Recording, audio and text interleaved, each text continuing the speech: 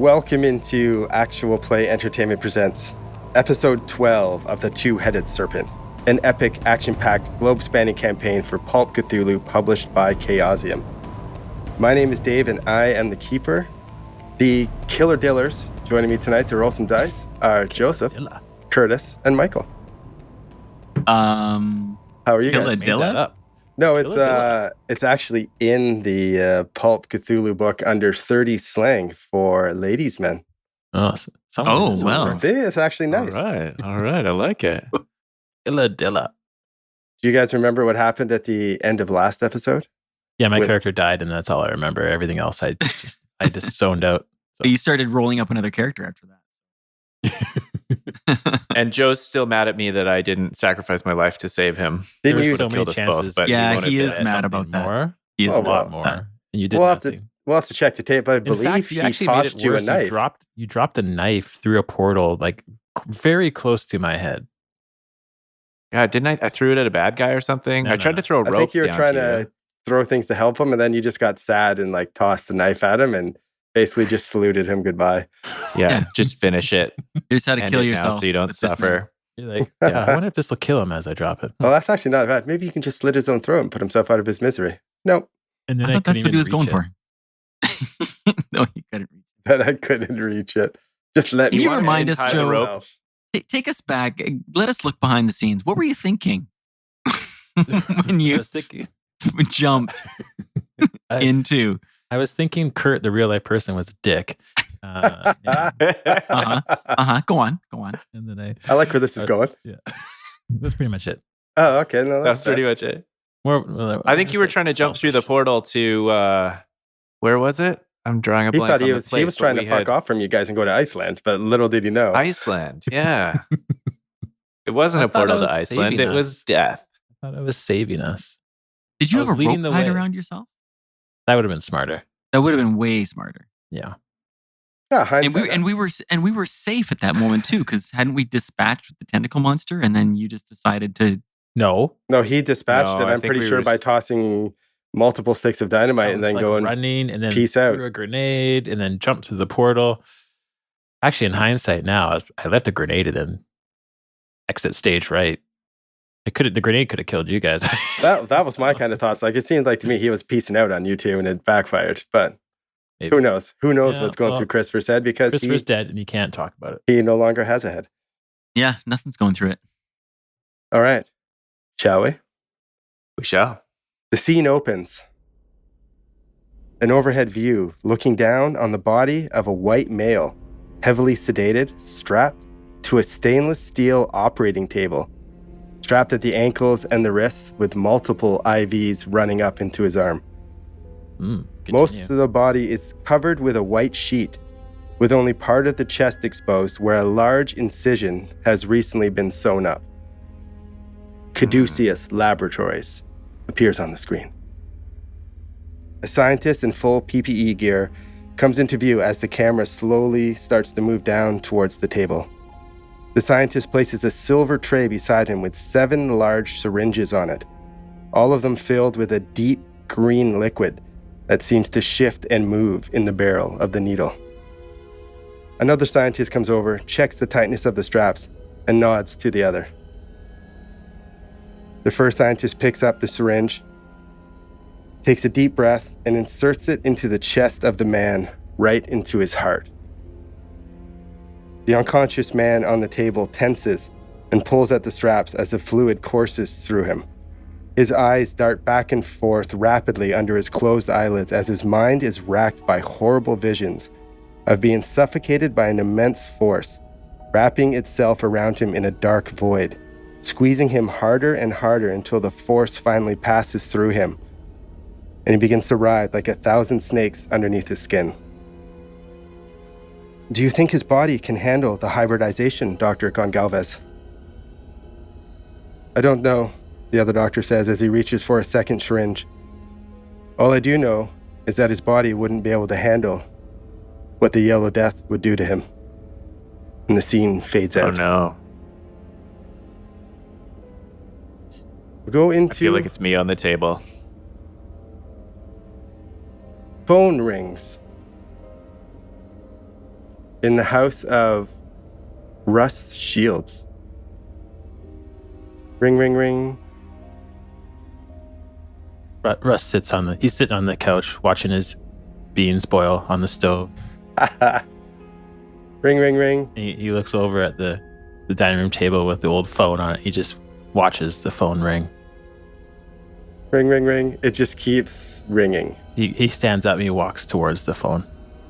And he stands over it and just watches it ring more. It keeps ringing. He picks it up and slams it back down. A few seconds pass by, and it rings again. Ring, ring, ring. He picks it up really quick. Hello? Shields? Who is asking? Shields? Who is this? They hang up. Hey, that's my play. Star 69. Star 69. That's amazing. Does that work? They didn't have Star on the rotary phones. Was it even rotary? I don't even think it was rotary in the 30s. It's got to be like, no, it was operator, can I have New York 45? Yeah. It's just a little metal bell like hanging on a little holder, and you hold it up and it has a wire to it. I'm also curious as to wooden what box. full PPE is in 19 whatever this is, 34. It's a Is it just cigarette it's and a glasses. It's a cigarette and glasses and one Gloves rubber up to the glove. elbow. Yeah, that's it. That's it. That's full PPE. Got a handkerchief tied. Yeah, with a little hole for the Safety cigarette. first. Totally. The phone rings again. He picks it up. This may or may not be Russ Shields. We know it's you, Russ. How are you? Who's asking? It's Thomas. Thomas from Caduceus. We've met before. Where? Multiple times. I'm the one that you've talked to probably most here since you've joined our organization. Tom. Hi, Tom. How's it going? Thomas. Thomas. Sorry, Thomas. It's going well, Russ. How are you? Had better days. Just one sec. His beans are just spilling all over the stove. Boiling up over. Oh, shit. God. Ow.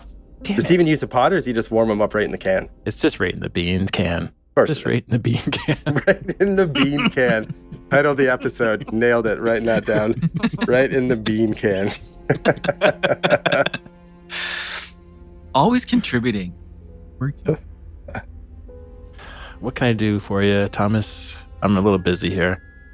No, that's fair. I'll make it quick. I know you've been doing some standard investigating for us since you came to us, but we have something that we need to talk to you about. In person? Yeah, but not right away. We need you to come by Caduceus, come by the Medium building in a couple days. We have an assignment for you. You're going to take the lead on this. Lead? I'm not really that kind of a lead guy. What makes you think I'm a lead guy? Well, to be quite honest, it's your investigation skills that I think will become handy.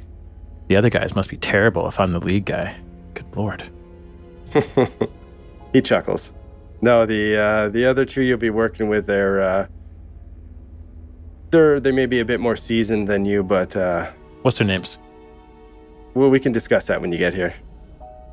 Can you give me a hint? Steve. No, Sally? no, All right, fine. given up already. You hear scrubbling, making notes. Yeah, well, I'm taking notes too, Thomas. Scribbles things down. Just like pretends to write on his table. Not Sally. Not Sally. Writes down Sally, puts a line through it. All right, fair. Double cross it out. Yeah, we'll need to. Just come down in a cab. Can you get here yourself? Do you need us to send anyone? I'll walk. All right. I don't know what day it is, but let's say 2 days from now. 9 a.m. Sounds about right. Tuesday. Sounds good. That means today is what? Sunday? Sorry to call you on the weekend, Russ. That's all right. It's okay. I was a little busy, but no, that's fair. You're a busy man. What do I need to bring? Nothing. Just you. We'll be going over a briefing, and then we'll go over the details then. Where am I going? To the Meadham building. Remember? Down on Park Row? Right. You've been there before. Take some notes. Not Meadham. No, yes, Meadham. No, yes, don't put a line through Meadham. No, I just put I crossed out. I crossed out the cross out. How do you cross out the cross out? Just circle it or something. Jesus Christ. Okay, anyways. A couple days, all right, Russ? Gotcha. I'll be there. All right. Should I bring a gun? If you feel you need to, yeah. Sure. I'll bring a gun. Good call. Yeah, good call. Good call indeed. Enjoy your beans. And he hangs up. How did he know I was eating beans? What the hell does he know you're eating? What the They're watching you. Camera just zooms in slowly on the pile of beans on my stove. Russ is just staring at them. They know. Bead of sweat drips down Russ's forehead. Camera pulls in close on Russ's face and then starts to like twist. Yeah. He just smashes the beans off the counter, doesn't trust them anymore. I knew it. Let's go to Maynard. Maynard, you wake up in your nice comfy bed back in your home apartment. Everything is a little fuzzy since the explosion in Borneo, I believe. North Borneo, not South. I believe yes, it's where it was. North Borneo. You do have some vague coming in and out of consciousness, being on the airplane, being loaded up, flying back into New York. You've been back in New York for maybe 24 hours, 36 hours kind of deal. You haven't really done much since you'd be home except for rest your weary, sore body. Okay. You gain 8 hit points. Can you grab a 4-sided die for me, please? Yes, I can. You're going over the mission in Borneo through your head. The first thing you think about is the Serpent person that posed as Shapiro, and how you guys destroyed it and killed him, knowing that this Serpent person now, is infiltrated, I guess, your mission at the time, but you feel relief knowing that you've killed it. And roll that 1d4 for me. I rolled a 2. You get 2 sanity back. Oh, very nice. Very nice. Okay. And then you start to think of how you guys fled the aid camp with all the sick people there, how you fled the aid camp and left healthy people who hadn't been contaminated by the Yellow Death, how you just left them to their demise of the half-Durang device as they were incinerated before they even knew what had happened. Just like you left Christopher in that portal. Yeah. Can you roll also an event that a transpired? D8 for me?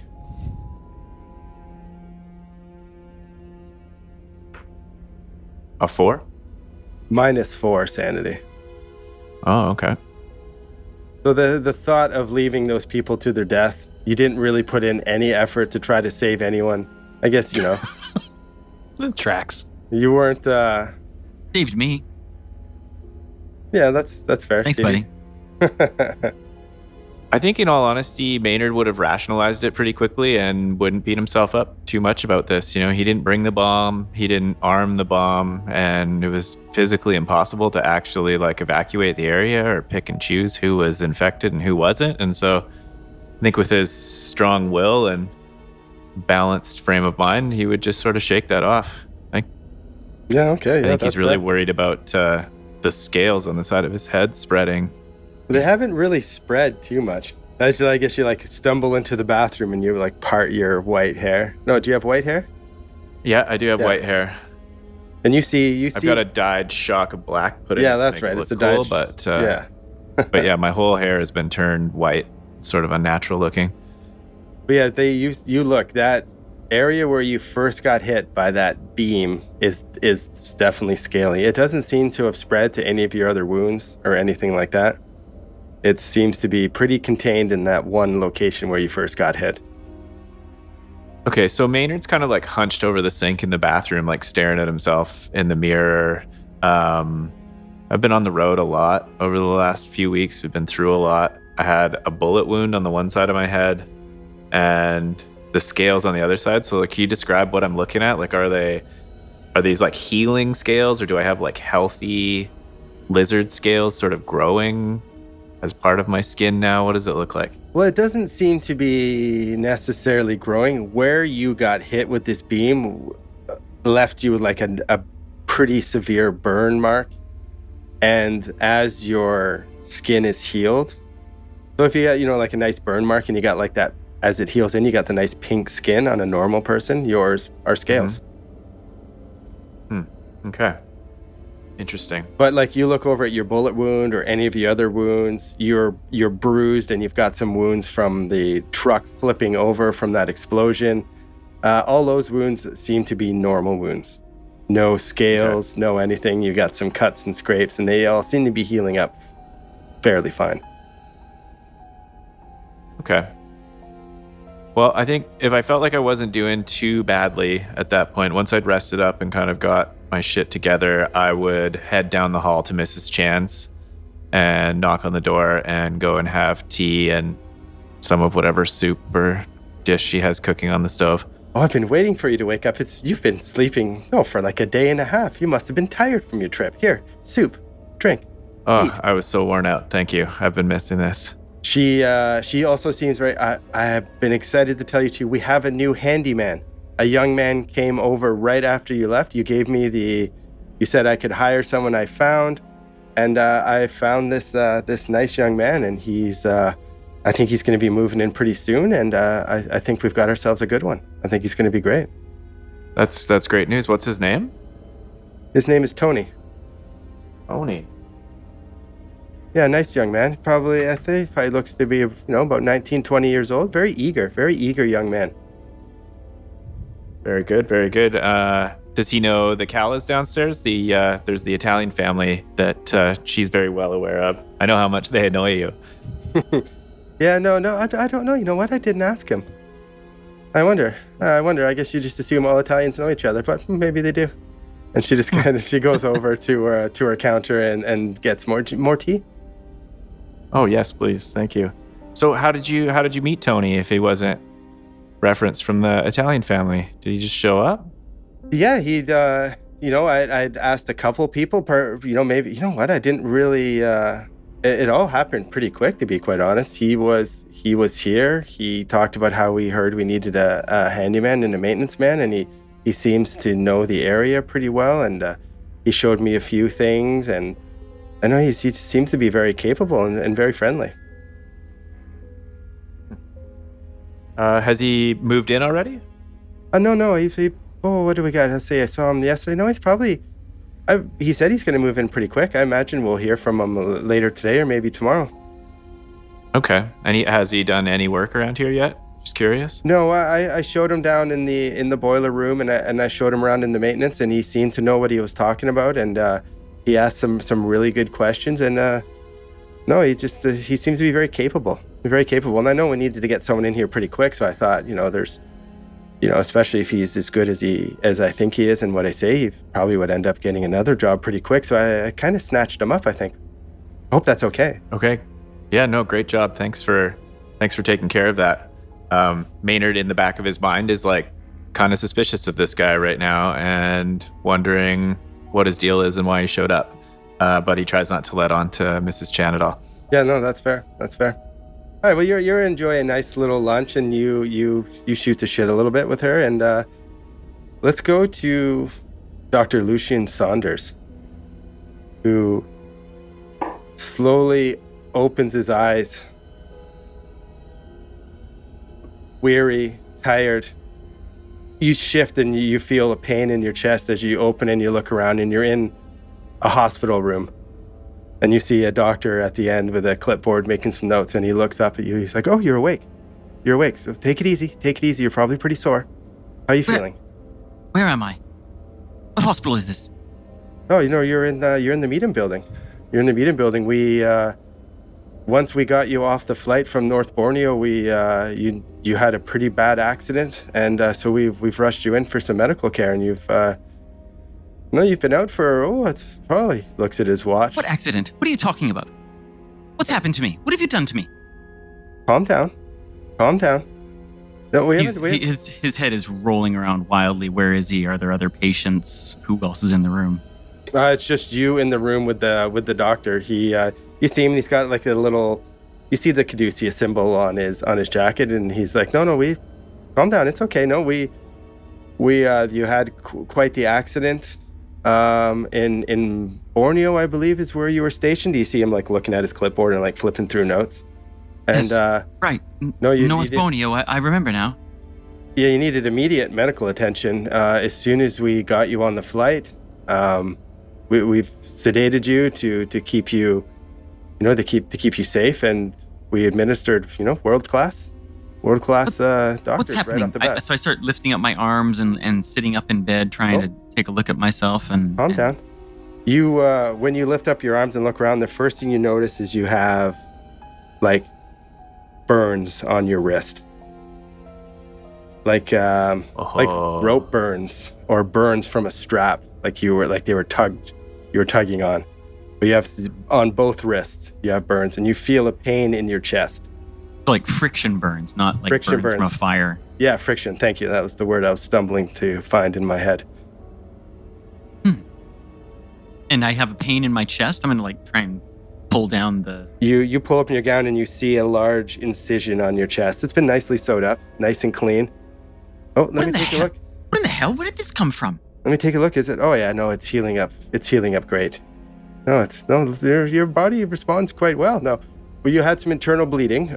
We presume it was from the accident with the Jeep, with the explosion, and we just needed to operate on you just to make sure everything was okay. What have you done? What exactly have you done? I want every procedure. I want to see my chart immediately. Okay, no, I can get you everything. Would you like to? Do you want me to get you the doctor who operated on you? Yes, right now, immediately. Okay, I'll see what I can do. Can I get you anything else? Are you okay? No, I'm not okay. Leave me. He leaves. As soon as he's gone, I'm checking everything. Feeling my head, feeling the rest of my body. I happen to see friction burns on my ankles too. You do. Lucien was on the table. His eyes are a little wild right now. So this is the first time he's been awake since the accident? First time since Borneo? Yeah, first time since Borneo. You start thinking about Borneo, and let's go through the same roles that Maynard just went through. And I failed him. Stay in character. Okay, let's see what happens. You need a D4. First, I need a D3. 2. You lose 2 sanity. You're not exactly sure why or what has caused this small mental breakdown, but you feel like you've been, like something in your mind has tortured you, I suppose is a good way to put it. You think about the lizard person who assumed the identity of Shapiro and how you guys ended him. You can roll a D4 and recover that sanity. 1 less serpent person. 1. Oh, you don't even care. You're like, fuck it. I know we killed him. There's hundreds more. Then you also think about the doctor's talking about the accident. You're like, did I really have that bad of an accident? Was it that bad? And you recall fleeing in the Jeep with Maynard and leaving all those innocent people to just become incinerated by the half-Terang device. Can I get a D8 roll? Yeah, good. I rolled a 7. I think I would have lied and said it was a high number anyway. I don't think Doc was upset. I don't think Lucien would handle that as well as 7. Dennis. Oh yeah, so that is a big loss of sanity. How would Lucien handle that? Like that is... I think he's going to start hyperventilating. start freaking out a little bit. Yeah, I think he's going to have like a good 30-second hyperventilate before his medical training clicks in and he starts to like control himself a little bit. But he's throwing himself back down on the bed, staring at the ceiling, doing all sorts of mental gymnastics and calculations about why couldn't they save more people? There was no way to know who was treated and who was ill. There was no way to test. There was no time. The bomb was going to go off. We had to leave. We had to go. We would have been killed ourselves. Where's Maynard? Where's Maynard? I sit upright in bed and I say, A Where's nurse Clayton? comes in. Where's Clayton? Maynard Clayton, the man who was with me. Where is he? I'm sorry, I don't know who that was. I'm a nurse here. You're, as far as I know, you came in alone. He's going to throw himself back down on the bed and actually like a tear is going to roll down his face. He thinks that Maynard's dead and he knows that Christopher died as well. Yeah. Oh, Lucian, tough day, man. Tough day for Lucian. Yeah, having a bit of a go. Having a bit of a go. Well, at least I know that my scepter is back safe, waiting for me in the apartment with my trusted friend Heath. Do you? I'm pretty sure. You We the took nurse pains. the nurse asks you to just relax. Try to get some sleep. You're healing up pretty good. We'll be able to. Get away from me. She takes a bit of a step back. She doesn't want to. She's like, I can help you. If you really want to help me, I need 2 ampules of heroin immediately. I'll administer it myself. That's probably pretty common back then. It's just you've already had 4. I don't feel like I've had 4. I need 2. Okay, I'll get a doctor. And she leaves. Give me the heroin, not the doctor.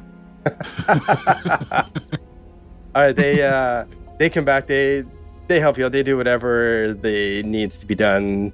You're a doctor, so you're good. You know what's going on, and they help you. They try to help you relax and try to get you to calm the fuck down a little bit. They tell you that listen, your surgery went well.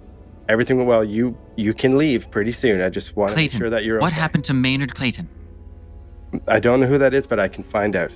Where's Meenum? Joshua Meenum. Mr. Meenum, I'm sure he's quite busy right now. Who is he? Is he busy? Yes, he is the owner of the Meenum building, and he is in charge of Caduceus. Interesting. I imagine he's quite busy. Would he have 5 minutes perhaps to talk to me about the bomb that we set off in a village in Borneo? Or perhaps the hollowed out volcano that we met alien snake people in? Or perhaps the rift in our universe that opened up to an alternate dimension where a close friend of mine and Caduceus agent was left to die on another world. Might he have 5 minutes? I'm picturing like a candy striper with her hands behind her back, just like cowering. Are you sure you don't feel like you're on heroin right now? You're okay. Listen, Can we meet him? I can't get you meet him. I can't get you meet him. Where's but Clayton? I'll find out who Clayton is. Please don't hurt me. And she Where is racking his brain, and I'm looking at my notes. Goncalves! Goncalves! He's the doctor here. Get him. She's left the room. What? They've all disappeared? Well, the one nurse. She's left the room. You're terrifying. You her. said there were doctors there. There was a doctor. He left, and he left you alone. And then the nurse came in when she started freaking out, and now she's left. The other doctor comes back in. If you Goncalves. Get me Goncalves. I'll see what I can do. Dr. Goncalves is also a very busy man. I do have some information. I heard you shouting about Maynard Clayton, and I did ask. He did come back from Borneo with you. He was discharged right away. His injuries were not as severe. Oh, thank goodness. He seems to be doing all right. We don't have any record of him staying in the hospital. Oh, that is a relief. Now listen, I need to go. Okay, no, yeah, that's fine. Like I said, I've checked out everything. You seem to be doing your healing up fine. Now, I'm sure from your background, I don't need to tell you what you need to do to take care of your wound, changing the dressing. You feel comfortable? Everything's fine? Oh, yes, thank you. Could you please run down medical treatment 101 for me? That would be ever so helpful. No, I'm fine. Thank you. Call this number immediately. New York, 499-327. And my man Heathcliff will come to pick me up. Okay, we'll get right away. I'll leave you alone so you can change. And he leaves. Let's go to Russ. So Russ has got the phone call. You've done a little bit of work for Caduceus. Let's get a little bit of background on there. You haven't really gone out on any sort of like field mission or anything like that. You've done some. You have a background as a private investigator, so you've done some investigating. You've talked to some people. Yeah, you're aware that Caduceus is more than a humanitarian aid. You know, there's a little bit more to their front. You're caught up on all of that. You've had some experiences with some fucked up shit in the past, which eventually would lead you to an organization like Caduceus, or they would have found you. I don't really know. I suppose that's up to you. But would Russ be what would be his feelings to going out on a field mission with other operatives? How does he feel about that? I don't think he's excited. He's probably just feeling like it's a necessity. Like he has to just keep going. He has to find out everything that's around him. Out of like, not really excitement, but out of just paranoia. He just wants to know. You know? Yeah. No, he is a very paranoid son of a bitch, isn't he? Yeah, he is.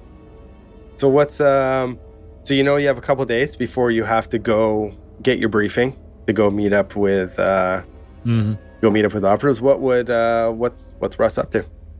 What is Russ up to? Well, between spying on his neighbors and listening through the walls of his apartment, he would be casing the building, the Medium building. Okay. And like noting things that don't even really matter, like there's a new cigarette butt on the ground in front of the building that wasn't there yesterday. Pick it up and put it in a baggie. Yeah, exactly. There's a bird shit on the stool that he likes to sit on in front of the building. What does that mean? Like really just paranoid, stupid shit.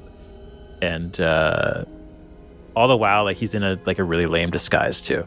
He's like probably wearing like big brown trench coat. It's got a top hat. Like the collars flipped right up. Flipped up, and like he's just peeking through like the front with his glasses on, trying to be thinking he's like not noticeable, but he just sticks out actually. Everybody, you notice people cross the road, walk on the other side of the road. Like, I don't know about this guy. Yeah. And he's got a gun on him, and like he always has his hand in his pocket. He's got his hand on his gun. Like he's kind of like a dangerously paranoid person. Right. Like he's not just, oh, Russ, like he's kind of unstable. Perfect. I love unstable. Unstable's great. So I think that's what he's doing. He's probably just making himself, he's probably giving himself more anxiety with each day that goes by. Why are they calling me? What is the mission going to be? Yeah. And who are these other people? Why wouldn't they tell me their names? That's probably bugging him the most. Yeah. I know it's not Sally. Swanson. Thank God it's not Sally. It's the worst. Okay, what about Maynard? So Maynard, you're Go ahead. After I was hanging out with Mrs. Chan, I probably would have gone back to my apartment and kind of cleaned myself up. Maybe tried to put on a hat that covers most of my disgusting lizard face and taken a walk around the city a little bit. Okay. But pretty much would be heading to the Medium building to get into the Caduceus laboratories and kind of follow up on, I believe I had a test done on the weird lizard scales by one of the scientists. Okay. And I want to go see if they've discovered anything. Okay, you, can you, what is the, spot hidden? Can you roll spot hidden for me? Sure, yeah. Am I at the Medium building already? As you're coming up to the Medium building.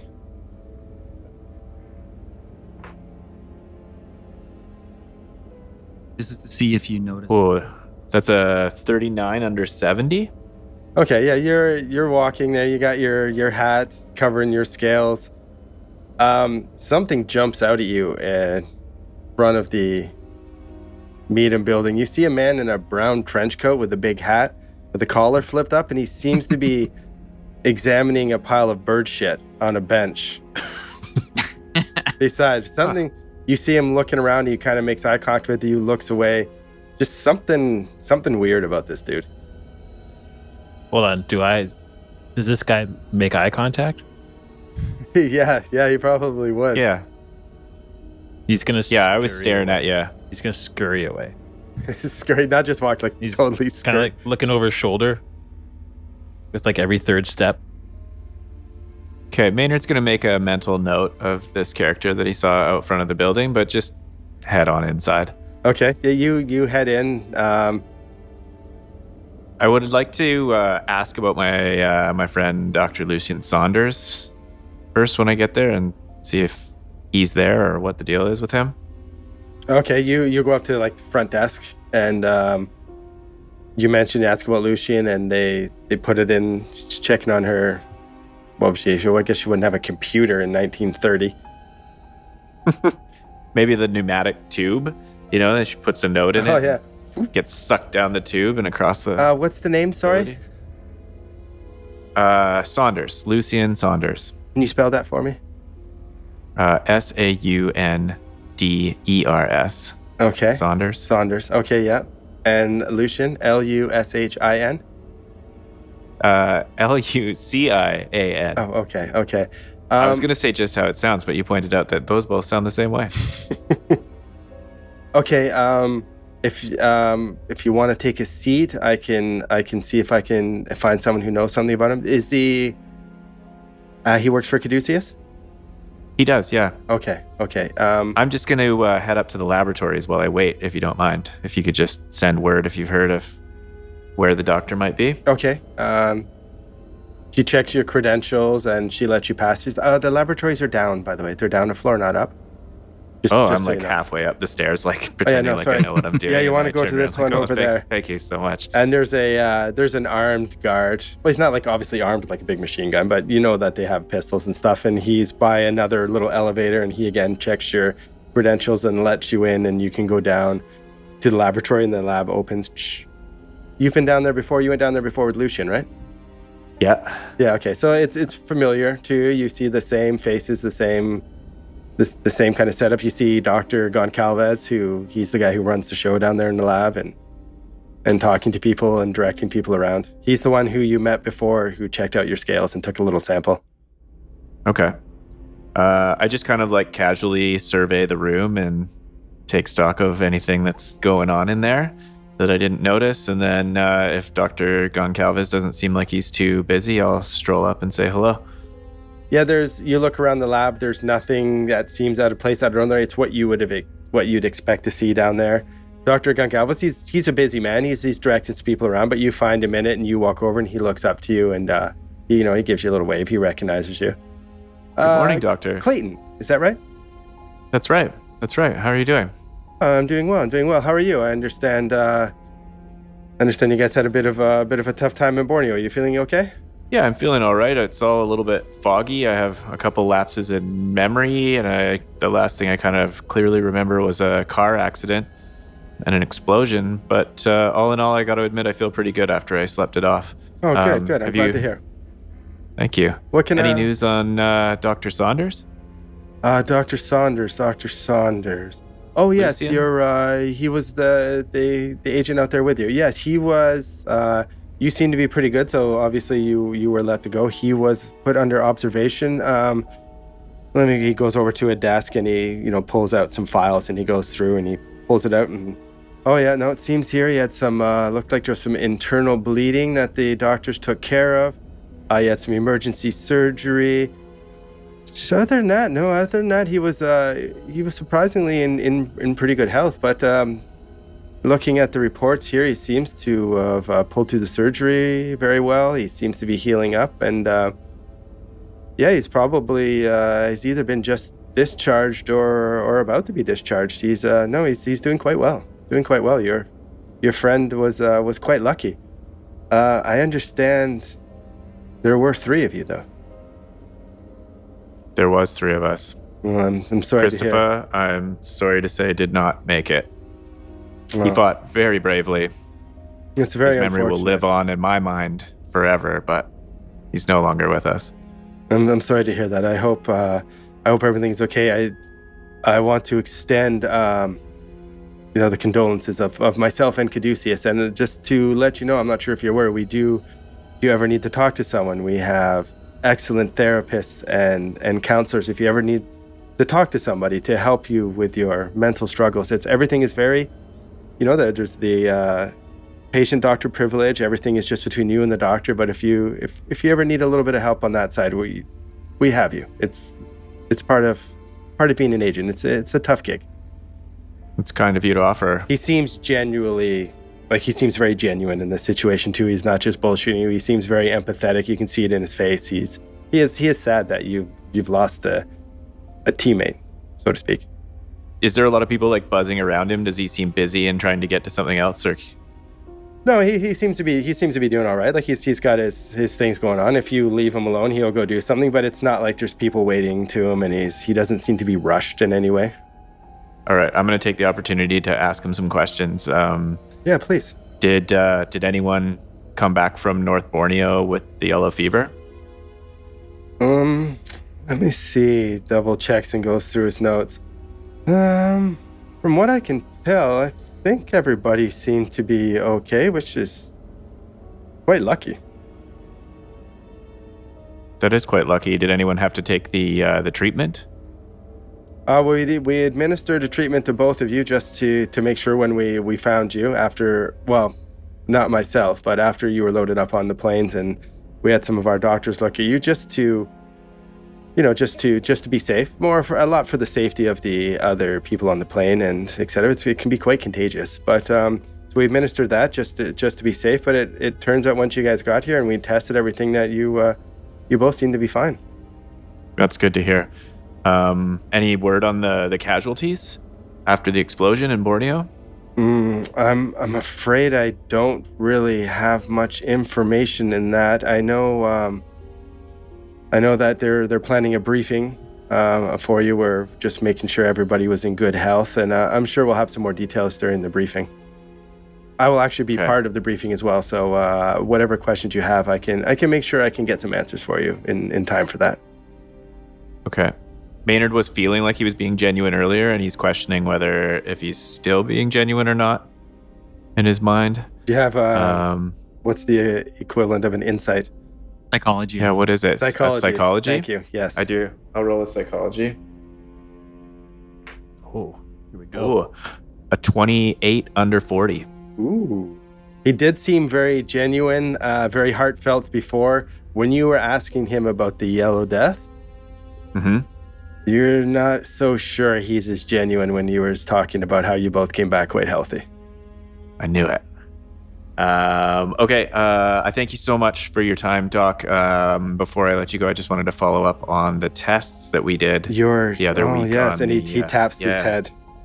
That's right. From what I can tell, he again goes through some files and flips things over, and we ran some tests on it. As weird as it sounds, it is, genetically snake scales that seem to have grown from that wound. You mentioned that that was from some sort of beam or laser or ray from the temple that the Dreamer was held in. That's right. Yeah, I think it was a snake statue, and the eyes laser beamed me. Oh yes, never good when you get laser beamed by a statue. No. From running the tests, do you mind if I take a look at it? Absolutely. I take my weird floppy hat off and expose my sort of like white hair with bullet wounds and scales on either side. Oh, you have quite the nasty gunshot wound on this side as well. It seems to be healing up quite nicely, though. Oh. Thank you. I'm definitely feeling handsome these days, I'll tell you, Doc. Well, I do like your hair. If I could grow more hair, I would probably go with the same thing. Let me take a look here. And he takes a look in real close, and it doesn't seem to be spreading. It seems to be just quite contained to the original wound. It's something that's a little bit beyond your standard medicine. It's nothing really I've ever seen. It's, in dealing with these situations and dreamers and things of the mythos, there is quite a bit that's left unexplained, and I think we might just have to chalk this up to that as well. Interesting. What do you think about the possibility of removing it? Not sure if they've invented plastic surgery yet, but No, plastic surgery. What do you mean by that? No, you guys, I'm not really too sure if that would be, we could try to, what were you thinking? Try to have it removed from your... Yeah, maybe cut them out, but I'm worried about what would be left behind when we remove them. Oh, I don't know if, I might be worried about that as well. It would leave you quite the large head wound. Obviously, you're used to head wounds, judging from your gunshot wound, but I'm sure you probably want to keep them to a minimum. You don't really ever get used to the head wounds, Doc, I'll be honest with you. No, that's fair. I've never really had a severe ever-present head wound. reminder. Oh, okay, fair enough. Listen, I can talk to some other doctors. Maybe in a little while we can run a few more tests. Maybe we can remove part of it and see how it reacts. I would be very hesitant to just dig a chunk out of your head, in all honesty. All right. Well, let's do that, yeah. We'll follow up with some more tests, and hopefully we find something. Would it be possible to see Dr. Saunders? You'd have to go, I'm not sure if he's not anything down here. Go back up and talk to Lucy at reception, and I'm sure she can direct you to where his room was. All right. Thank you so much. Okay, you head back to reception. Yeah, you head back up. Lucian, able to be discharged, dressed up, ready to go? Fantastic. Did I heal any hit points? Yeah, you're at full. Nice. Great. You can do your luck recovery roll as well if you'd like. Oh yeah, remind me that. You roll against your current luck. If you fail it, you get a lot back. Unbelievable. 24 under 26. Ooh. So you get 1d10 plus 5 back. Lucian is not very lucky right now. Grand total of 7 back. Oh, very nice. So who came up and told him that he's fine to be discharged? A standard doctor. You asked to speak to Dr. Goncalves, and you asked to speak to Joshua Meadham. You have not spoken to either of them. No one's giving me anything. Were my clothes in the room, or did I have to wait for someone to bring them?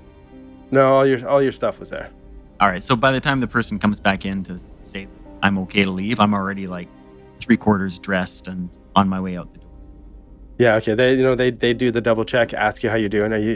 You feel good? Yes, quite fine. Never better, actually. I feel tip-top. Thank you so much.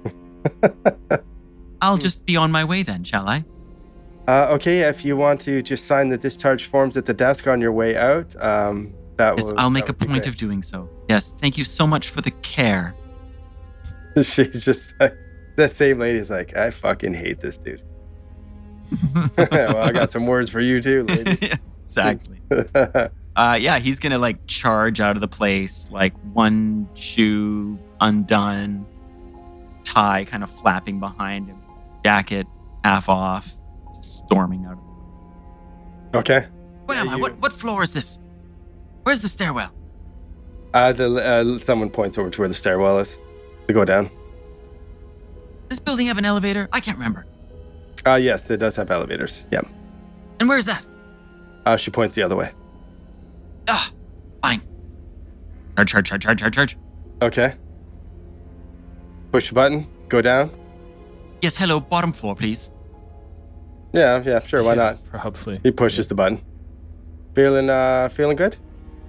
How about you not say anything to me, and I not say anything to you, and we just move on with our lives, shall we? Thank you. He doesn't say a damn thing.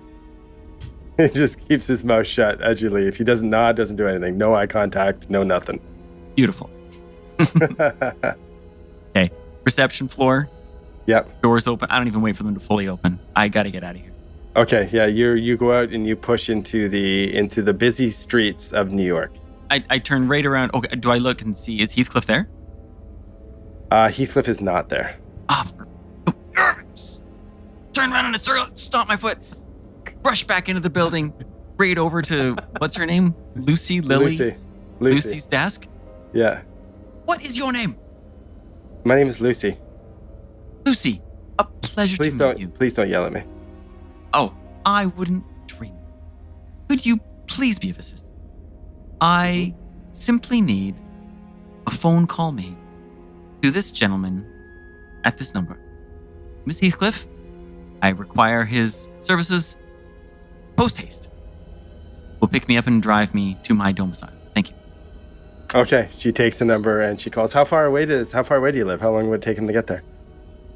Half an hour?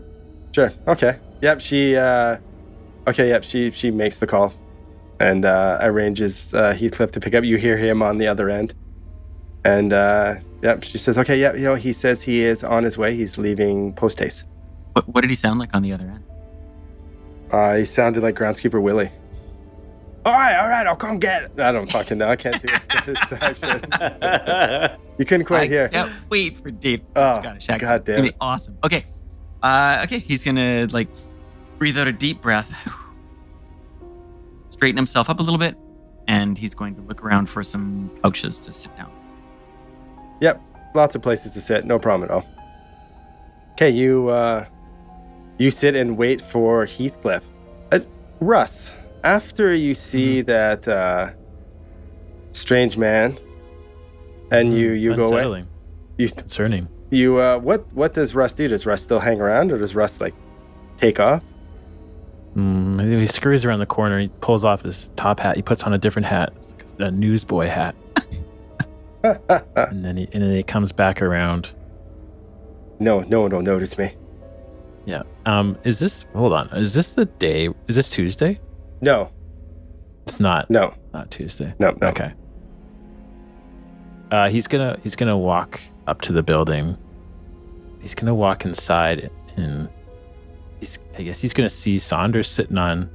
Yeah, there's quite a few people in there. People going in and out. Yeah, you see a man up at the desk, and there's nothing out of the ordinary. It's a busy building. There's quite a few people going in and out. He's gonna walk up to Saunders. He's got his hands in his pockets of his trench coat. In his right pocket, he has his hand on his gun, at all times. Okay. And he walks up to Saunders and he says, "This is my spot. This is where I sit." I'm sorry, are you talking to me? This is my spot. This is where I sit. Well, I'm afraid I'm sitting here now, my good chap. There's You're not 4 other my friend. I'm couches not right your over there. good chap. This is where I sit. I don't think it is today. I think today it's where I'm sitting.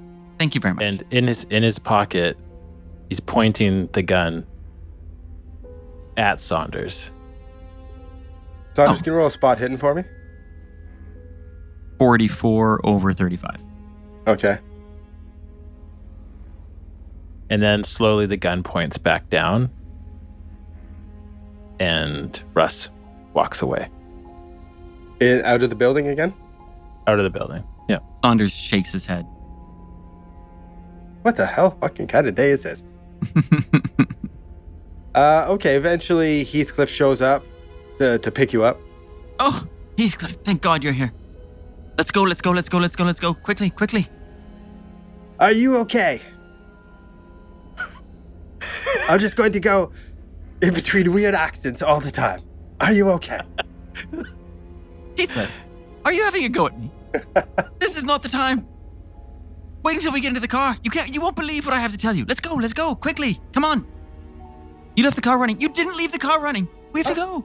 Of course I left it running. Quickly. All right, Don't bother. I can get myself in. I'll open my own door. We go. He wasn't going to open your door. He was going around to his side, and then he was to come back, and then he gets in. What's going on? Heathcliff, you won't believe what has happened. I've had surgery. I was in some sort of vehicular accident.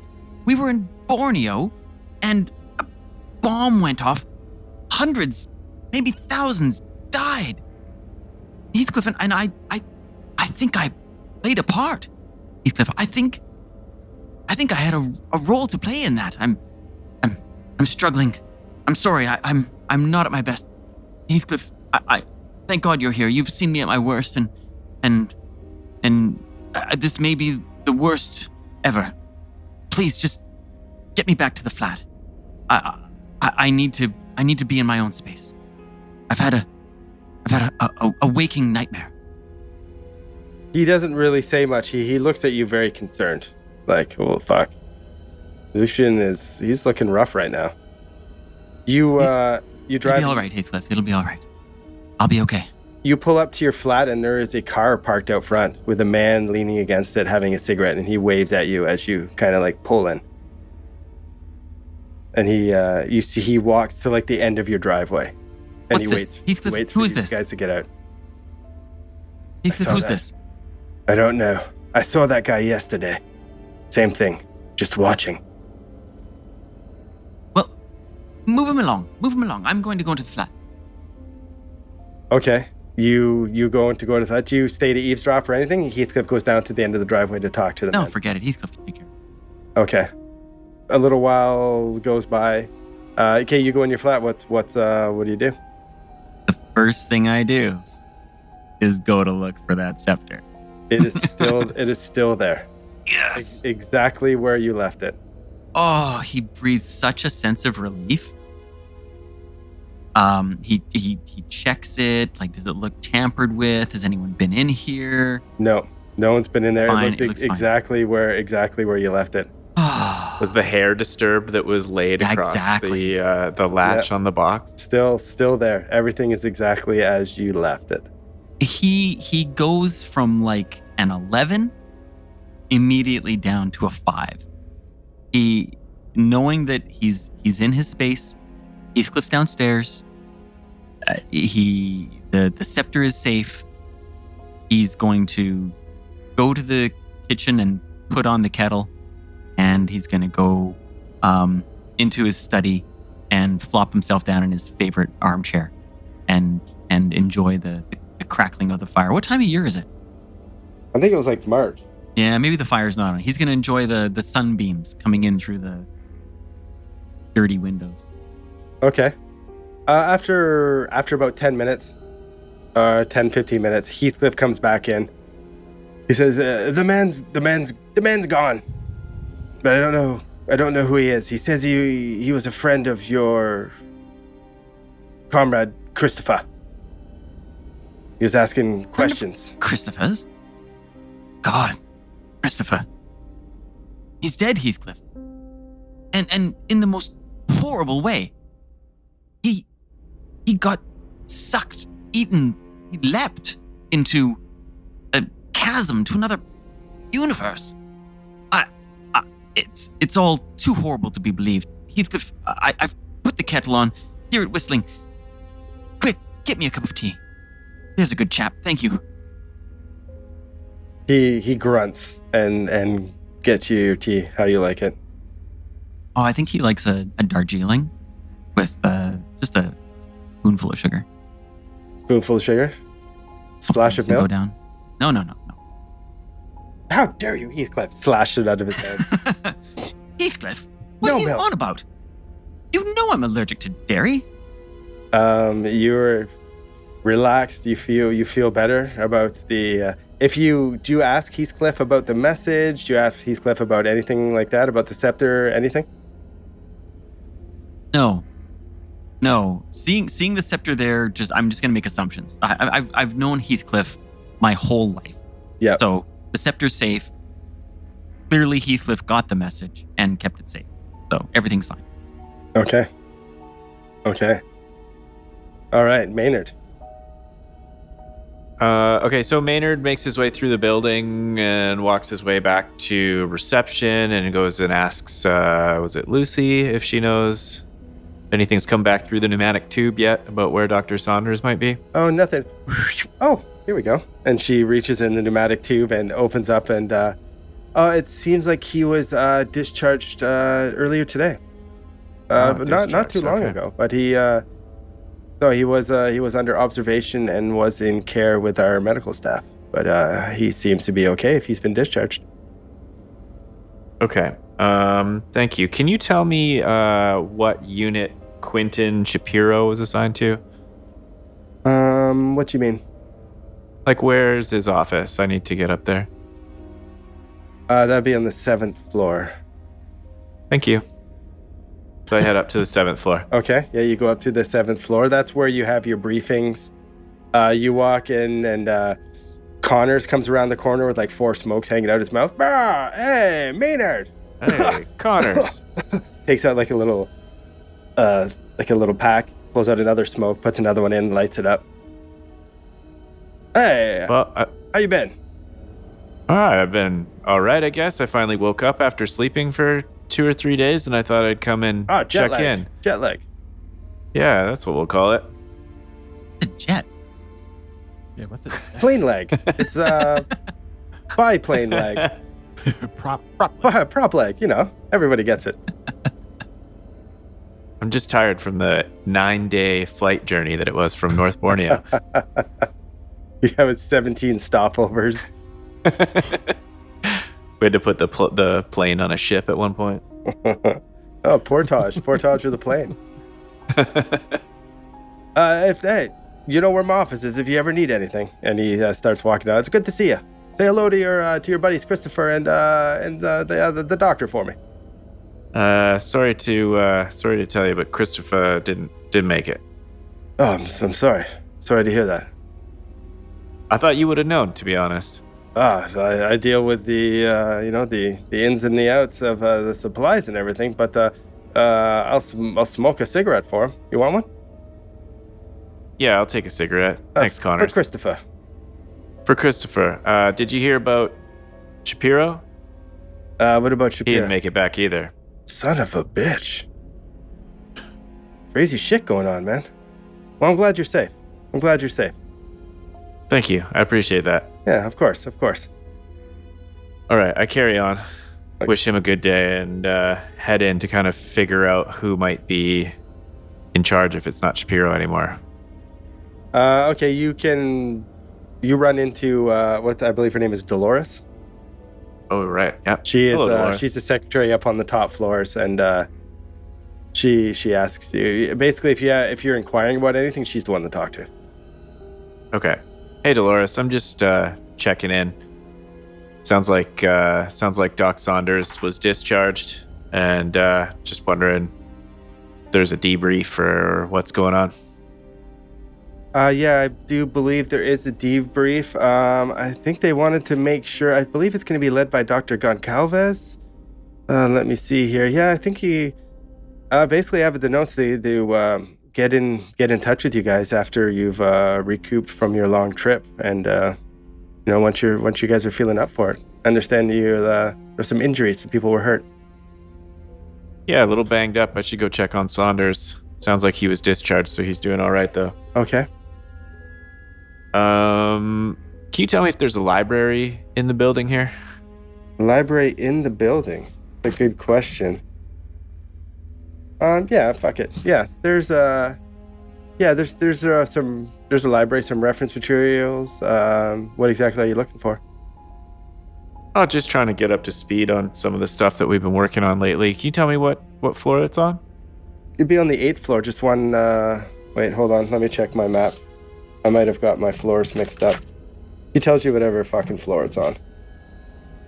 Right, let me find. I say thanks, Dolores, and leave before she asks any more questions. She says that you can talk to Connors. Connors has access to a bunch of stuff. A lot of the old, like the Mythos tombs and all like the weird shit that comes back. Connors is the one that catalogs it and sorts it. Okay, would that kind of be the same thing as the library? Or is that that's the equipment room, and then there's also a library? Let me double check here. Meetings room, filing room, reference library, 7th floor. Oh, all right. So I would like to go there first. Okay, you go to the reference library. What are you referencing? I'm digging into everything I can find on snake people, and if there's sort of two kinds of snake people. Maynard's got it into his head that there might be like good snake people and bad snake people in like a war against each other, and he wants to find out about it. Okay. Library is a skill, I believe. It sure is. Is it one of your best skills? Oh, that's a Wayne Gretzky over 70. You spend hours in there and you can't find much. You're pretty frustrated about it too because you have a good library skill. It's 70, you said? Yeah, 70. Oh, wow. Yeah, that sucks. I probably have not rested up or taken nearly enough time for myself, and I'm just stumbling around, not even understanding the Dewey Decimal System right now, and probably need to go home and get some rest. Okay, well, you spend most of, I'd say you spend hours in there. You've gone through the day, you're into the night before you decide you want to leave. Saunders, you're home for the night with your feet up. What about Russ? What does Russ do after his interesting encounter with Dr. Saunders? You see that man get out and get into a car shortly after you talk to him. Okay, I think he's gonna hang out and see if that other guy you saw leaves as well. You don't see him. It gets late into the night and that guy hasn't left yet. Okay, he's gonna stop off at like a liquor store, buy a couple beer, Okay. head home. Yeah. The long way though. He like zigzags through alleyways. Make sure no one's tailing him. Yeah, checks his tail. He does like a pattern to make sure no one's tailing him. Nice. Oh, that's awesome. Yeah, you tail, you get home. It gets to Monday, the day. Let's see here. Russ knows that you're going for Tuesday for a briefing. Maynard and Lucian haven't heard anything yet. You do know that you're going to go in for a briefing once you feel up to it. Is there anything in particular you guys want to do, or should we fast forward to meeting at Caduceus? The only thing Lucian would do he needs to find out about Maynard. No one's told him. I was going to say the same thing. I would seek out the doc. Do you guys, I guess you guys can answer the question. Would you guys personally know how to get a hold of each other? Or you guys got onto that kind of personal level, know where you live, a phone number, anything? A good Probably question. not. I don't think so yet. Yeah. I don't know if we had enough That's time. been really in New York weird so last time. far. Yeah. We were swept up into the first mission, and then we barely got on our feet after the first mission, and next thing we knew we were in Borneo. Yeah. Yeah, I probably wouldn't. Maybe I would ask Dolores about that, or swing by and ask Connors before I left the building if he could give me an address or something. No, you can't get anything out of them about it. So Lucian would go back to the building Monday morning after a proper sleep and another ampule of heroin just to take the edge off. And he would... Just to take the edge off. Yeah. Rub some Vaseline into the restraint burns on his wrists and ankles. And he really wants to find Maynard. So he's going to go to the front desk and say... Wait, one sec. Sorry. As you leave in the morning, you see a car outside again, that same fellow. And as he sees you, get out, are you getting Heathcliff to drive you, or are you driving yourself? Yes, of course. I don't drive myself. Heathcliff. So as you get out, Heathcliff's like, hey, there's that man again. Fuck, I can't do an accent for fucking Heathcliff. That was He changes great. all the That time. sounded Nailing it. I love that. I love it. Vaguely Idahoan. He's got, I woke up with a sore throat, but there's a man down at the end of the driveway again. I've warned you, Heathcliff, you smoke too much. We've talked about this. All the reports are coming back now saying that smoking's actually bad for you, despite what everyone says. I'll go over and talk to him. He's a relative of Christopher. He deserves to hear it from me, I suppose, if no one else. You go down and you see he's a tall big man in an okay kind of suit. He's got dark sunken eyes, and he's got a hat on. He takes his hat off as you come down, and he kind of nods and he waves. Is he in the car, or is he standing outside? He sees you guys get out and you come down, he gets out of the car and stands at the end and tries to be pleasant for a big, intimidating man. Hello, sir. My name is Dr. Lucian Saunders. I'm a compatriot, if you will, Christopher. I understand you were looking for him. Yeah. Sorry to bother you, Doctor. My name is Philemon. Yes, Christopher is he's a very good friend of mine. I was hoping you knew where he was. We haven't heard from him, and we're worried. Well, I don't know that I should be the one to tell you this, and I hate to be the bearer of bad news. Of course, as a medical doctor, I've had to share bad news upon several occasions, as people have lost loved ones in my care. But your man, Christopher, lost to us. He and I were colleagues on an adventure in Borneo, and afraid he did not return. He met a cruel and twisted fate I dare not go into for fear of splitting your mind asunder. He does like the little, what is head, balls, wallet, heart, or whatever the hell it is. We went over this. Kurt knows what it is. Spectacles, testicles, wallet, and There we watch. go. Yeah.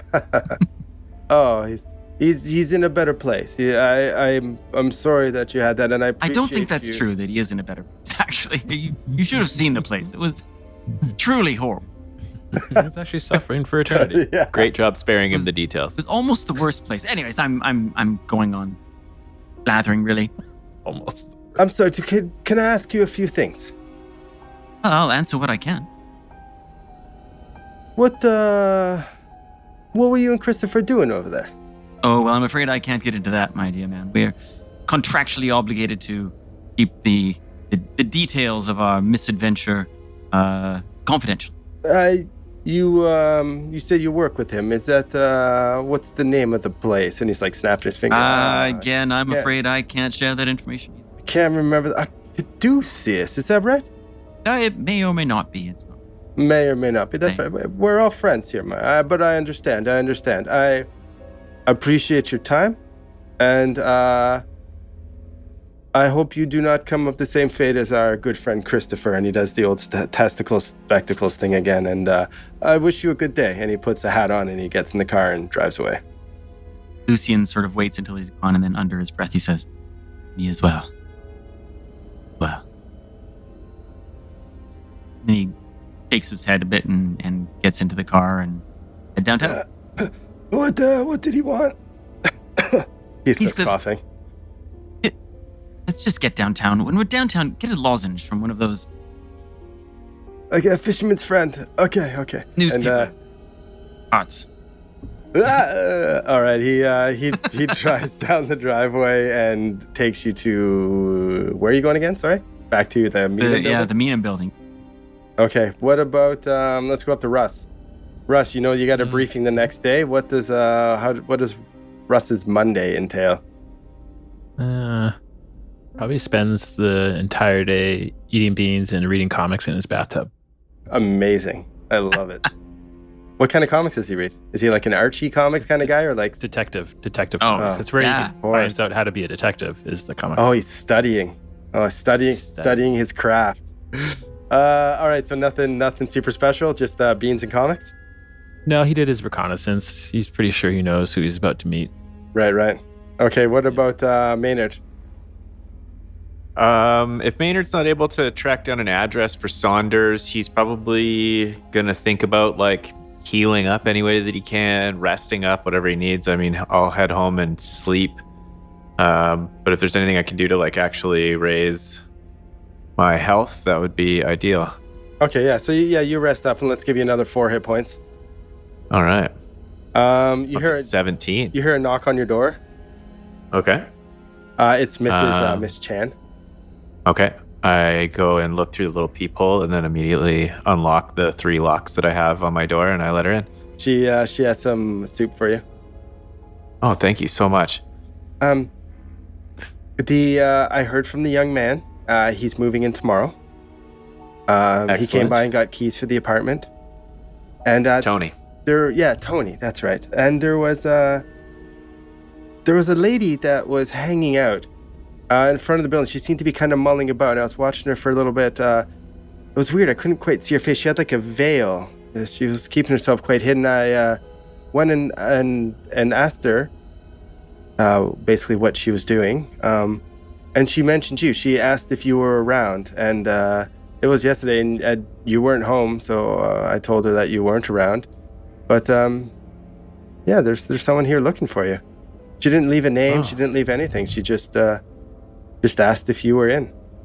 Thank you for letting me know. You said she was wearing a veil? Yeah, she was wearing a veil. I couldn't quite get a look at her face. I tried to, but she seemed to be keeping her distance a little bit from me. Did she seem as though she'd been attending a funeral or something? Why would she wear a veil? I don't really know. I guess, some people have a weird style, I suppose. She didn't seem like... Yeah, I don't really know. I didn't really ask. Okay. Did she have any identifiable jewelry or clothes? She did, actually. She was wearing a bracelet that had like a snake motif on it. It was weird. Oh, you don't say. All right. Thank you for letting me know. If she comes around again, do you want me to try to get a name or something? Or, maybe you'll be home. I don't know. No. Don't talk to her again. Just let her be, and if I see her, I'll engage. Okay. Anyways, is there I'll get Tony on some things. Are you going to be around for the next little while? Yeah, I think I'll be around for a couple of days at least. Okay. Well, it's good seeing you. And she turns around and leaves. Great to see you. Thanks for the soup. Of course. I close the door and I lock the 3 locks, and then I start kind of peering through the windows down to the street like a bit of a weirdo, trying to see if I can see that person. And I do that for a little while until I remember that my soup's getting cold. And then I eat it. And I probably look around for a little while longer and see if I spot this mysterious person outside. Give me a spot hidden. 18 under 70. There you are. You don't see a woman in a veil or anything matching, but you do see a car that seems to be parked across the road from your place for quite some time, and you see a large Italian-looking man. He's looking up at your flat, and he seems to be keeping an eye on your building.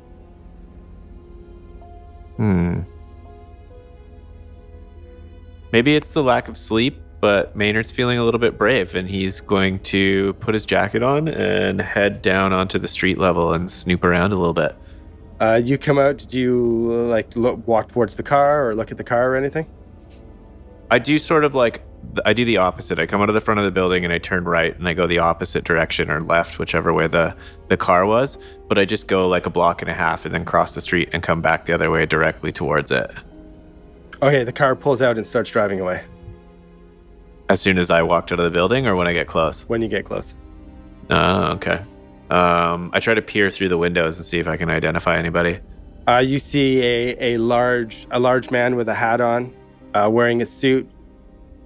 Kind of got like dark rings around his eyes, like his eyes are a bit sunken into his head. He's a big, intimidating looking, like Italian American. Cheap looking suit? Normal. And he appears to be alone in the car? Yes. Did I get the license plate number? Yeah, you can get the license plate number. It is T1P781. Fuck, I don't know. I just made up numbers. Got it. Okay, well, I make a mental note of that. I do a lap around the building looking for the lady. Okay, don't find anything. Okay.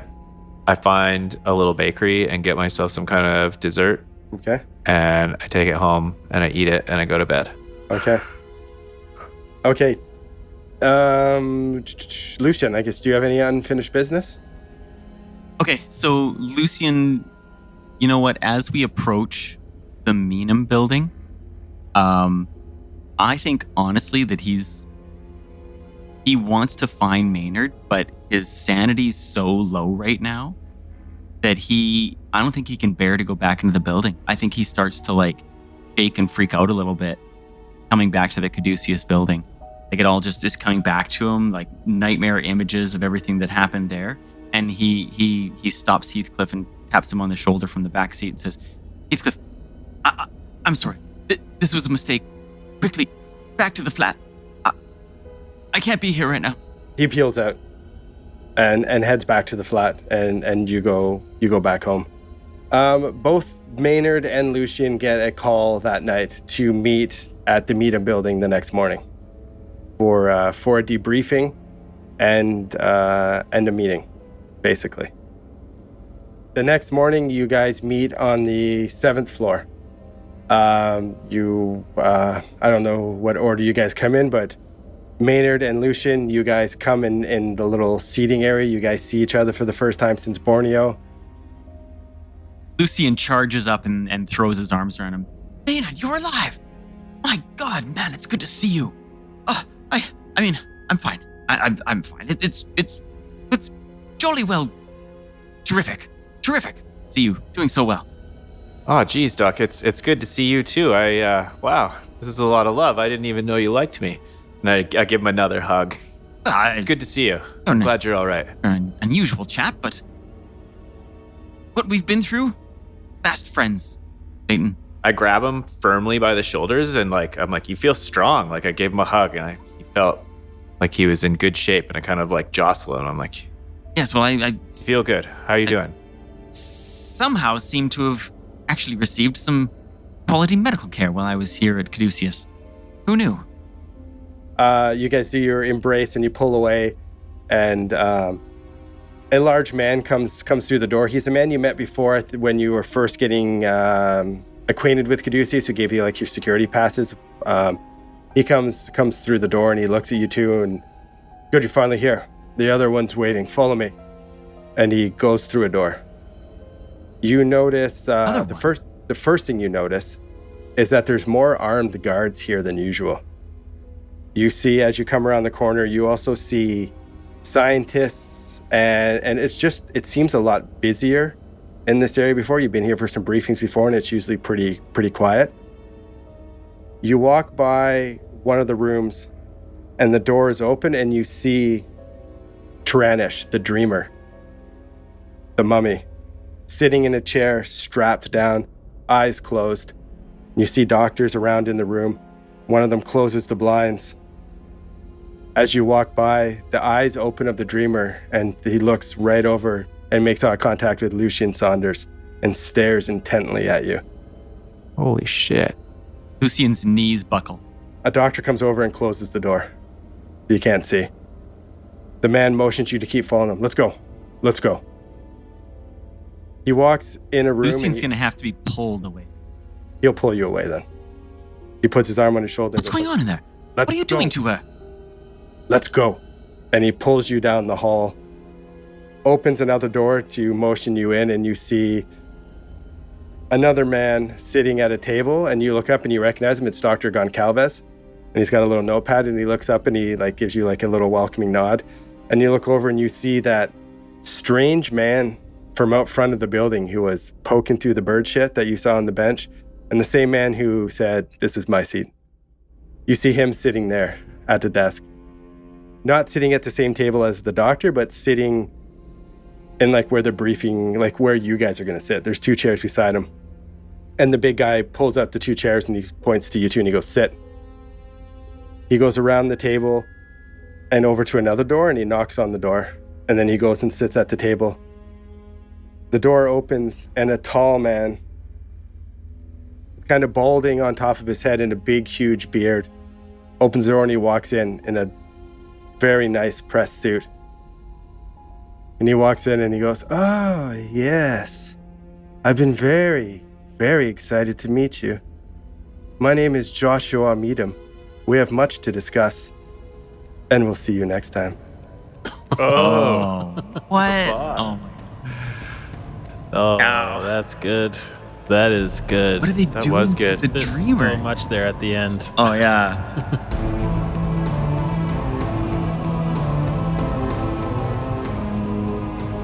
Thank you for listening to another episode from Actual Play Entertainment. Please rate us, review us, and subscribe. If you liked what you just heard, give us 5 stars and tell your friends. If you didn't like it, then tell your enemies. You'll show them. And for more information and content, visit actualplayentertainment.com.